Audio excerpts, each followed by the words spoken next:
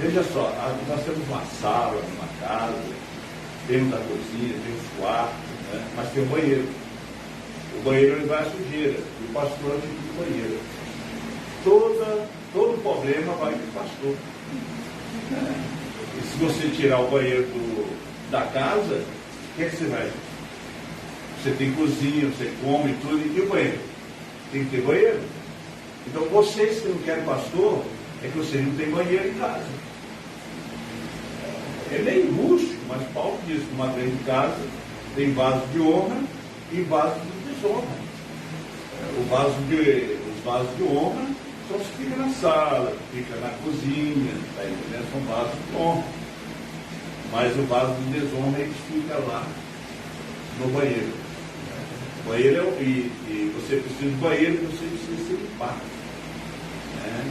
Você precisa escovar seus dentes, você precisa tomar o seu banho, lavar o seu rosto, fazer as suas necessidades.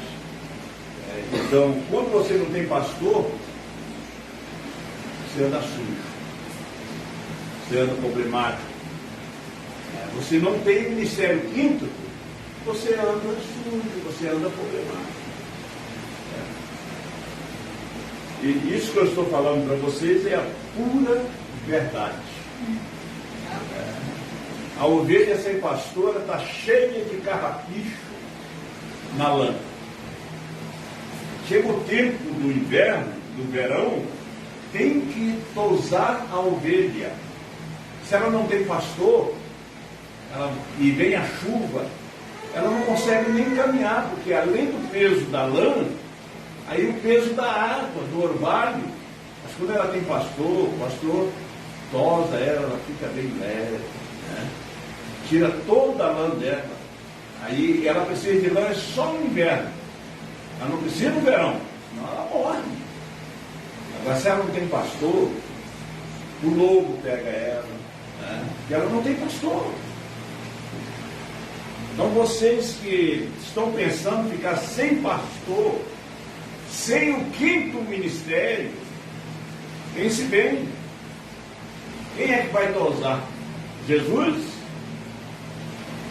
Jesus tem que ter um homem. O Espírito Santo tem que ter um homem para usar. Tem um homem. Alguém diz, não, mas é o Espírito Santo. Mas o grande diz, o Espírito Santo tem que estar numa pessoa. Meus irmãos, nós ouvimos por muitos anos essa mensagem profetizada outra vez pelo nosso pastor Osmar. Ou será que vocês não ouviram essa mensagem? Eu faço a pergunta, ou será que vocês não ouviram? Para vocês dizerem, nós vamos ficar sem o quinto ministério.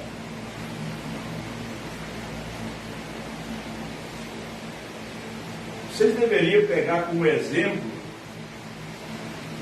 aquele povo do passado, a condição que eles ficaram. A serpente de metal, ela foi uma bênção para aqueles que foram mordidos com a serpente. Mas depois eles pegaram ela para idolatrar ela.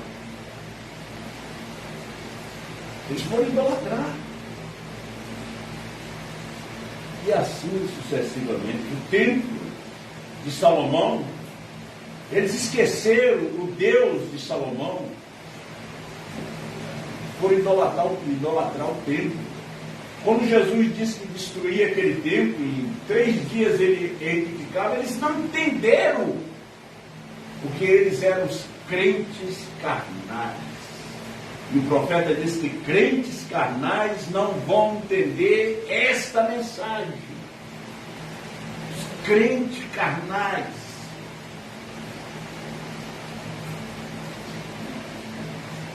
É tanta coisa que a gente quer falar. Gente, vocês pastores que estão me ouvindo, obreiros, irmãos, doutrina é o pastor que traz. Não é o obreiro que traz doutrina. Quando o obreiro traz doutrina, traz confusão na igreja. Porque ele está doutrinando a mulher de outro. A igreja o pastor está como o esposo. Como? Não é o obreiro que está como esposo. Então, quando ele quer doutrinar, chamar a atenção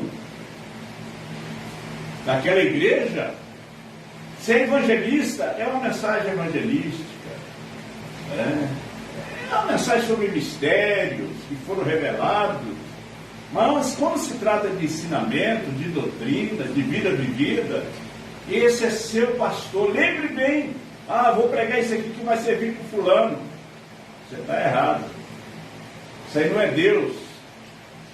Isso aí é a sua razão. Isso aí é a segunda esfera. E é onde Satanás pode te enganar. Entrar ali e dizer, olha, pregue isso aqui. Mas você tem que resistir o diabo e dizer, não, Satanás, eu não sou pastor, esse aqui é o pastor que prega. O pastor pode pregar de tudo. O obreiro não. Inclusive a mensagem do obreiro tem que se filtrar. Ele vai trazer confusão no grupo. Sobre o caso do aperto play, tem que perguntar ao pastor. Não é o obreiro que vem chegar e doutrinar. É um assunto muito delicado. Os pastores do Ministério Quinto é que explica isso. E nós temos os pastores do Quinto Ministério. Nós temos o pastor Sinivaldo. Você é membro dele, pergunta a ele. Temos o pastor Sebastião José, pastor Sebastião Mendes, pastor Josué, pastor Ivaí. Vai a ele. Pastor Josué, que eu falei, pastor Orlando, esses foram os pastores que o pastor Osmar deixou. Ele treinou. Ele pensou que ia ser aqueles que saíram. Só que os nossos pensamentos não são de Deus. Amém. Hoje nós temos o pastor Adriano. Você que é membro do pastor Adriano, pergunte ao pastor Adriano qualquer coisa, pergunte a ele. Não vai botar na internet, não, você está errado. Pergunte primeiro o seu pastor, consulte a ele, dê a ele respeito. Respeite os ministros, respeite os irmãos. Porque fazendo isso, você vai trazer uma boa imagem do seu pastor. Agora, se você vai na internet, discute um, discute com outro tal, e discute doutrina, você está trazendo uma má imagem da sua igreja. Você vai trazer uma má imagem do Tabernáculo Sapucaí, de Mogi das Cruzes, Campo Limpo Paulista, Franca, Benevides, Belém, Cremação, Curuçá. Você vai trazer uma má imagem. Então, nós temos que ter princípios, nós temos que falar, nós temos que ter ética. Ética são princípios. E nisso, os pastores e os membros. Veja que o irmão Brana pregou uma mensagem sobre ética, ele pregou respeito. Respeito. E você vai vendo aquela mensagem que vem trazendo uns exemplos tão simples, né? Mas ele vai se aprofundando naquilo. E se nós seguir a risca a mensagem a respeito, nós seremos bem-sucedidos. Nossos lares, aí nós vemos que os filhos vão começar a respeitar os pais. É coisa horrível quando o filho não respeita o pai. Aí a mulher não respeita o marido não respeita a mulher.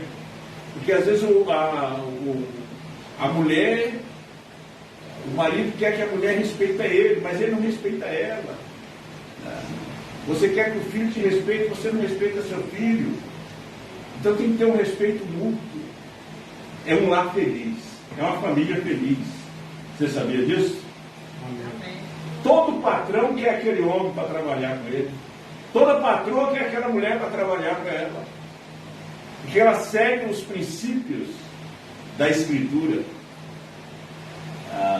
Existe muito exemplo de igrejas que não são da mensagem.